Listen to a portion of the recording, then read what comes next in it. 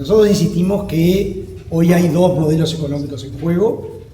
A veces se trata de igualar, pero claramente hay dos modelos económicos en juego.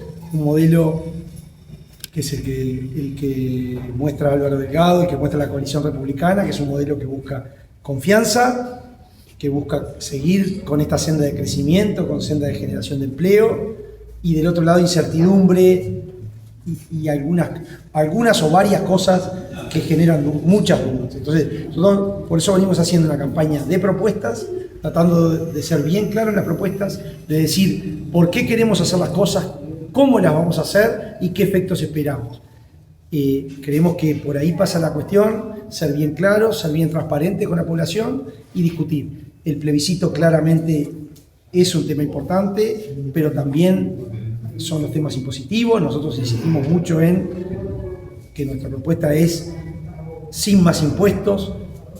Desde la oposición sí se hacen planteos de más impuestos. Entonces creemos que es bueno el debate. Ahora por suerte se ha empezado a dar y se han empezado a discutir cosas, pero es eso, es el plebiscito, son impuestos, son distintas concepciones, yo digo, de cómo tiene que funcionar la economía, que por suerte están empezando a verse.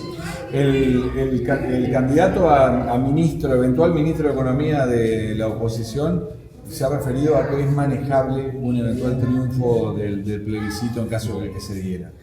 Pero yo lo que creo es que no es una cuestión de que sea manejable. Si alguien cree, y creo que ellos creen que es malo, nosotros creemos que el plebiscito es malo para el país, o One cree que es malo para el país. Cuando uno cree que algo es malo para el país, lo que tiene que hacer es decirlo y argumentar y tratar de convencer a todo el que pueda, porque si algo es malo, lo que hay que tratar es de que no suceda.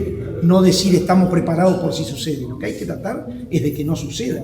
Estamos a 30 días de las elecciones, a 30 días que se vote por el sí. Hay que tratar de convencer de todo el daño que le va a provocar a toda la población uruguaya, en particular a los más vulnerables, de los daños que este plebiscito causa. Entonces, nuestra responsabilidad como participantes del proceso electoral es dar todos los argumentos, no decir que estamos preparados. Nosotros también estamos preparados. Si las circunstancias dieran que lamentablemente se aprobara el plebiscito, el gobierno va a estar preparado para tomar las acciones, pero no tenemos que llegar a eso, tenemos que tratar de que esto no suceda. ¿Qué implicaría que triunfara la papeleta del sí? Una situación que sería manejable, pero ¿qué implicaría para costear esos gastos que se generarían? A ver, sería muy difícil de manejar y una situación muy complicada. Eso implica, primero, más de $1.000 millones de costo en el primer momento, que alguien lo va a pagar. Lo va a pagar o con más IVA, o con más aportes jubilatorios, o con recorte de programas de gobierno. Alguien lo va a pagar. Y eso es importante, que los promotores también deberían decir cuál es su plan, no cuestiones muy etéreas de quién pagaría. Pero segunda cosa, hay en juego un ahorro no de las AFAPs, es el ahorro de 1,5 millones de uruguayos que tienen ahorro de 15, 20, 25, 30 años que se les va a confiscar. Esos son 23.000 y pico de millones de dólares que se le van a confiscar a 1,5 millones de uruguayos. Pero además perdemos la noción del efecto que tienen las AFAPs y el ahorro de los uruguayos en muchos de los procesos de inversión que hay en Uruguay. A ver, cuando pensamos en toda la inversión en forestación, que después terminó en la inversión de UPM acá cerca, esa inversión en forestación está financiada en buena parte por los fondos de pensión y por el ahorro de los uruguayos. El próximo bosque que se quiera plantar en Uruguay, ¿quién lo va a financiar? Cuando vemos la obra enorme de la Ruta 5, la próxima ruta, ¿quién la va a financiar? Porque muchas de estas rutas están financiadas por las AFAP. Entonces, creo que perdemos la noción del impacto que tiene el ahorro individual, el ahorro de 1,5 millones de uruguayos en el funcionamiento de toda la economía. Porque para crecer, y todos decimos que queremos crecer cada vez más, tenemos que invertir cada vez más, y esa inversión se va a ver claramente resentida si el sistema y si el plebiscito triunfa. Dejando de lado el tema del plebiscito y yendo, usted hablaba de dos modelos, de dos formas de ver el país, dos modelos económicos. Todas las proyecciones marcan magros crecimientos económicos en lo que viene. ¿Por dónde pasan los principales desafíos para tratar de generar mayor tracción a esa economía y que haya un mayor crecimiento en todo caso, para atender todas las problemáticas que hoy están a la espera precisamente de recursos? Sí, yo primero un matiz. Sí. Los 5 años del gobierno pasado, el crecimiento fue cada vez menor y terminó casi en cero en el 2019. Luego en pandemia incluso cayó en la producción nacional. Pero ya desde el año 22 el país ha empezado a crecer, a pesar de la seca del año 23, la enorme seca que tuvimos. Y este año vamos a crecer y vamos a crecer casi al 3% y bien. Y seguramente en el 25 también vamos a crecer bien. No nos olvidemos que en el periodo pasado se perdieron 50.000 puestos de trabajo. Hoy ya llevamos recuperado. O sea, hoy en lo que va de este gobierno se llevan creado 80.000 puestos de trabajo. Entonces, yo por ahí un matiz de que el crecimiento es lento cuando uno mira promedios, pero ahora las perspectivas de crecimiento son buenas. ¿Es suficiente? ¿Está todo bien? No, hay que crecer y hay que crecer más rápido, y para eso sí, como decía, hay que invertir más en infraestructura, hay que invertir muchísimo en educación, hay que seguir abriendo el país para ser un país más barato y más competitivo, hay que cuidar muchísimo los dineros públicos, la mochila del Estado le pesa mucho al sector productivo y ahí hay que cuidar mucho los dineros públicos, todo eso para seguir creciendo. Y esa es la visión que nosotros tenemos de país, un país donde seguramente en los próximos 5 años tengamos que poner un esfuerzo muy grande en la competitividad. Nosotros insistimos con el lema, queremos un país más barato para vivir y un país más barato para producir. Eso es bien importante para crecer y por eso lo de los dos modelos. Pero hoy ya tenemos un país con mucho entusiasmo, con mucho crecimiento. Yo siempre menciono un dato, la consultora Exante, consultora privada, que hace una encuesta a 300 empresas. Hoy, en la última encuesta que hizo, mayo, junio de este año, el 88% de las empresas encuestadas contestan que el clima de negocios es bueno o muy bueno. Y cuando les preguntan, ¿usted va a crecer el año que viene?, la enorme mayoría contesta que sí. Cuando le preguntan, ¿usted va a tomar más empleados el año que viene?, la enorme mayoría contesta que sí. Entonces, eso nos muestra la resiliencia que está teniendo la economía y las buenas perspectivas que hay. Lo que pasa es que hay que seguir por el camino y hay que hacer bien las cosas si queremos seguir por este camino.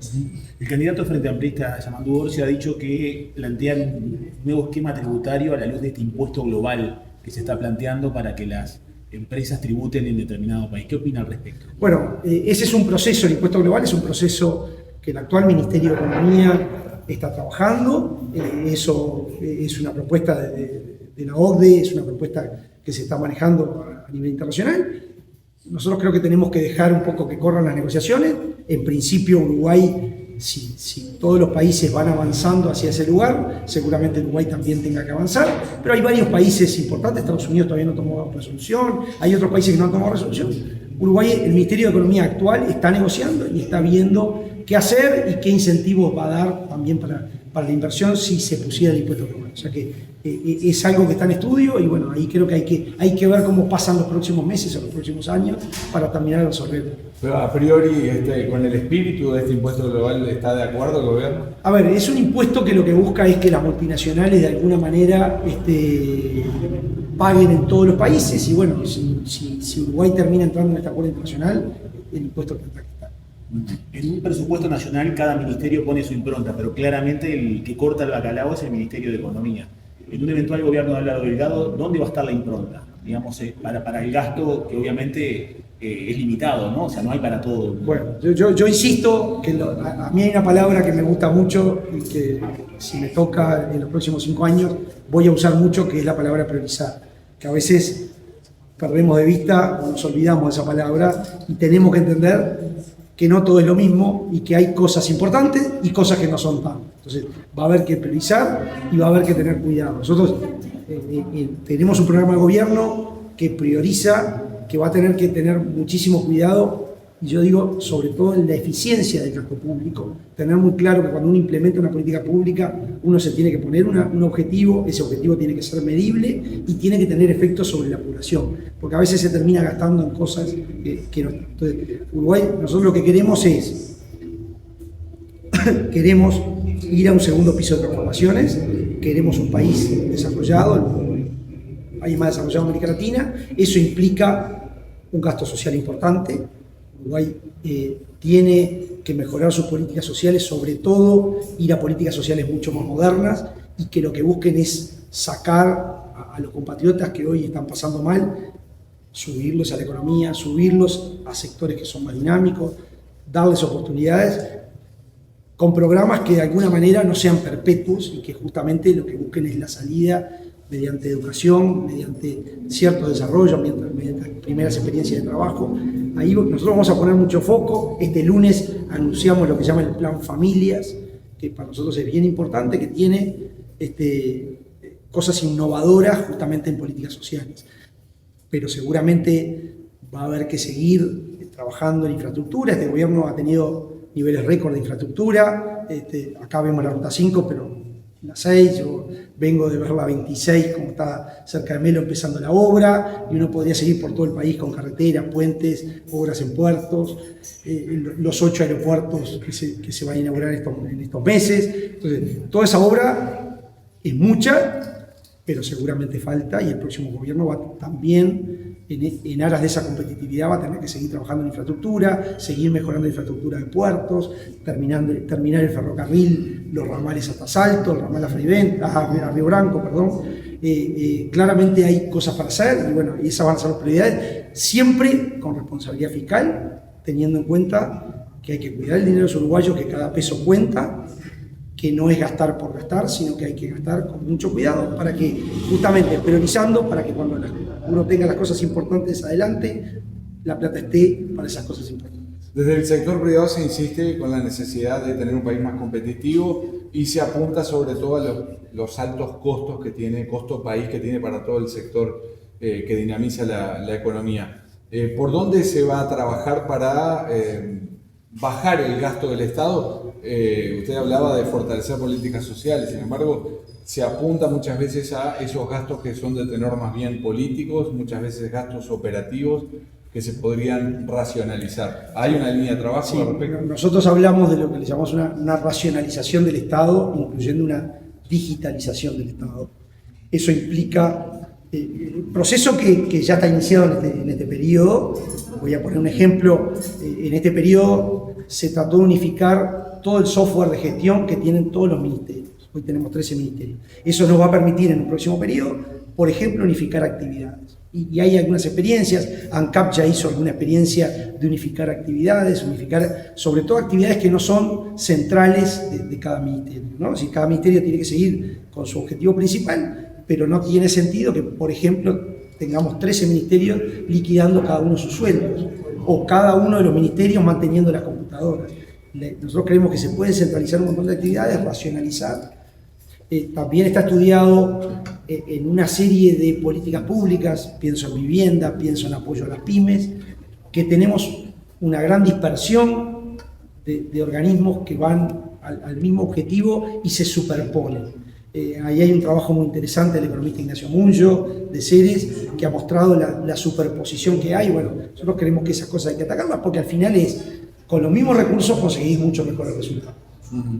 Se plantea, este gobierno ha tenido especial cuidado en mantener la inflación en el rango meta, teniendo en cuenta que es lo que se dice normalmente, el impuesto más injusto de todos, que recae sobre los sectores menos privilegiados, digamos. Pero eso tiene un lado B que es muchas veces a costa de un tipo de cambio que para todo el sector exportador parece bastante en desventaja con respecto a nuestros competidores. Si bien el Banco Central no interviene directamente en el tipo de cambio, pero sí a través de sus políticas en tasas de interés y demás tiene su incidencia. ¿Cómo se va a llevar ese equilibrio entre mantener controlada la inflación y dotar de más competitividad y otro valor del dólar? La inflación es un impuesto a los más vulnerables, a todos los que tienen ingresos fijos, primera cosa, pero también es una complicación para muchas empresas, sobre todo pequeñas empresas, porque les mueve el piso.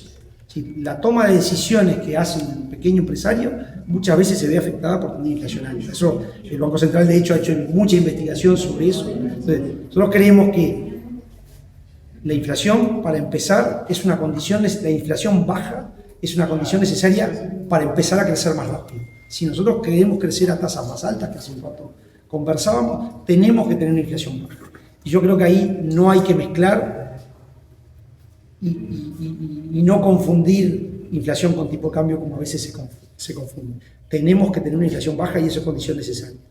Por otro lado, tenemos un tipo de cambio que hoy flota y donde no se interviene y donde Uruguay hoy tiene los diferenciales de tasa de interés más bajos de muchísimo tiempo.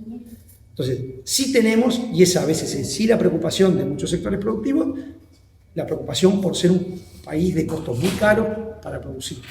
Pero eso no se resuelve haciendo como en Argentina, de intervenir y fijar administrativamente. No se resuelve, lo que tenemos es que trabajar en la competitividad, trabajar en los costos sin atajos, ir a los verdaderos costos. Y ahí van varias cosas que hemos venido conversando. Cuidar los dineros públicos, tenemos que tener un gasto del Estado que esté acotado, que cumpla con las necesidades, con un Estado presente, pero que no gaste más allá de eso, porque esa mochila la carga el sector productivo. Tenemos que abrir el país, porque un país que se cierra tiende a ser un país más caro, por eso nosotros insistimos mucho en la apertura que es negociar con muchos mercados, pero que también hay muchas cosas que Uruguay puede hacer unilateralmente sin esperar ni por Europa, ni por Estados Unidos, ni por China, que puede ir haciendo, ir abriendo la economía, desburocratizando el comercio exterior,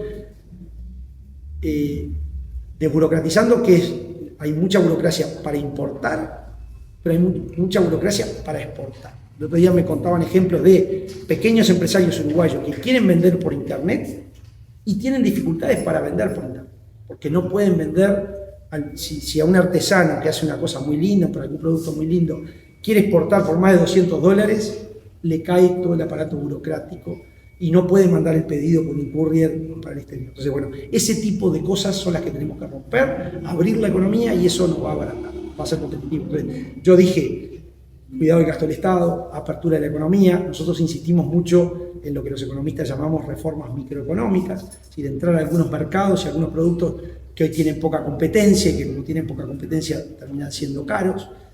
Ahí hay que mejorar y meter el dedo en muchos de esos mercados y hacerlos que funcionen mejor. Ahí hay una tarea que creo que en este gobierno se ha tratado de encarar, pero que hay que pisar el acelerador. Porque a veces lo que pasa con estas reformas microeconómicas es que una cosita molesta, pero como es chiquita, la dejamos pasar. Cuando uno tiene 1000 de esas cositas que molestan, tenemos una mochila muy grande arriba y ahí es que nos empezamos a dar cuenta. Entonces hay que empezar a trabajar y eso a veces pasa que no hay urgencia, pero tiene que, en los próximos 5 años ahí vamos a hacer mucho hincapié y vamos a poner urgencia.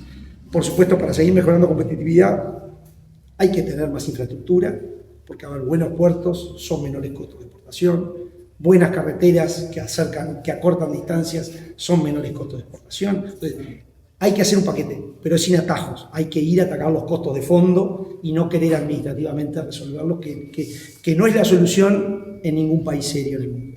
Para un próximo periodo del Partido Nacional, si le tocara gobernar, el esquema tributario es básicamente el que está actualmente instalado, eso por un lado, y lo otro, si es un tema que está en la discusión o a rever, elevar las franjas de pago del IRPF. Nosotros lo que estamos planteando es, el primer principio es, tenemos que cuidar los dineros del Estado y nuestra principal propuesta es no más impuestos. Hoy, primero, hay que mirar y mantener la responsabilidad fiscal, cuidar el gasto, hacer ahorros y no más impuestos. Después como no queremos prometer lo que no tenemos la certeza de cumplir, nosotros sí damos algunas líneas, por ejemplo, permitir alguna deducción en el IRPF, también decimos que no nos gustan los impuestos ciegos al agro y en general ninguno. Ahora, son líneas hacia donde vamos en la medida que después podamos. No es que estamos prometiendo que el 1 de marzo vamos a ir para allá. Nuestra principal promesa hoy es no más impuestos. Del otro lado sí vemos que en las bases programáticas de la oposición se habla de impuesto al gran capital, profundizar el impuesto a la renta, el impuesto al patrimonio de personas físicas. Bueno, en eso no estamos, nosotros sí estamos muy firmes en no más impuestos.